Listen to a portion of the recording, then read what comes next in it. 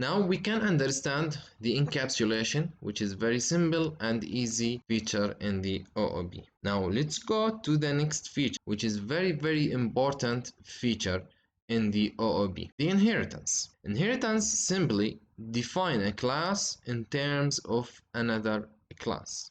If you have a class and you need another class to take an advantage of the current data or members or functions of another class, you need to use the inheritance. Imagine that if we have a student class and the student class contains its own data like student name, a student email, and a function called getStudentName.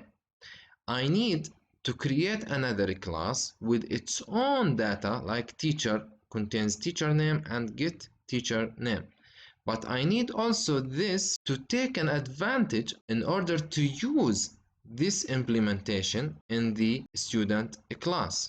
So I need the teacher class to have the same members and data from the student class. So in a hidden way, the teacher will have its own implementation in addition to the student name and student email and get student name. Now let's understand this in a simple example. Let's say that we have the class teacher, and this class teacher contains the private variable and the public function only. And I have another class called student. How I can implement the inheritance? I need the student class to inherit the teacher class. Simply, I can do that using the two dots, and I will write the name of the class, which is the teacher here. Now, the student contains only a private string student name and also a public function get student name. Okay, what is the inheritance here and how I can take the advantage of the inheritance? Okay, I implement it here, but how I can use it? Now, let's create an object from the student class like this. Just student object equal new student. Inside this object, what I will find? I will find only the get student name. This I can't see because it's private. But in addition to this function, also I can see this function because the student class inherits everything public inside the teacher class. So I can say the object from the student dot get teacher name, so I can access this direct from the object student object, and this is the inheritance. So now the student class in a hidden way contains everything public inside the inherited class. Now let's go to the Visual Studio and create an example for the inheritance. Now we are back in the student class.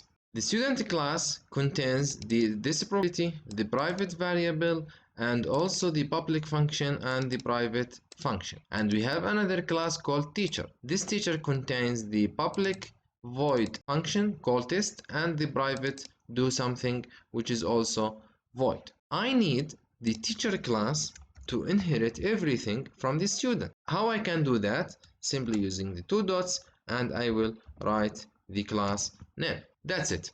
Now the teacher can inherit everything public from the student. What is public here? I have this property and I have this function. Now if I came to here to the student class, and if I said, for example, or I will go to create another class called, for example, test class, and inside this class I will create like a function, for example, public void test method with no parameters and with no implementation. I need to create an object from the, for example, from the teacher class. I will say teacher object equal a new teacher. Now If I want to access the public things or things accessible from inside this teacher object, I will see that, okay, I have this method. Let's see what's inside this project. Teacher, oh sorry, let's say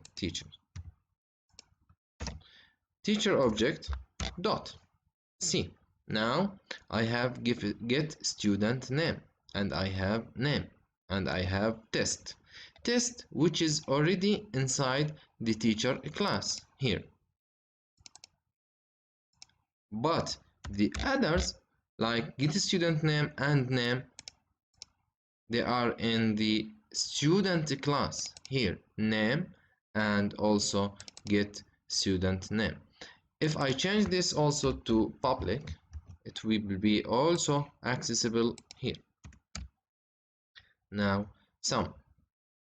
So by this way, I take an advantage to use an existing implementation or existing members or functions from another class. Everything I will define here as a public will be accessible here.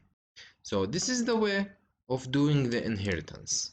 And the inheritance, it's very important feature in the OOP.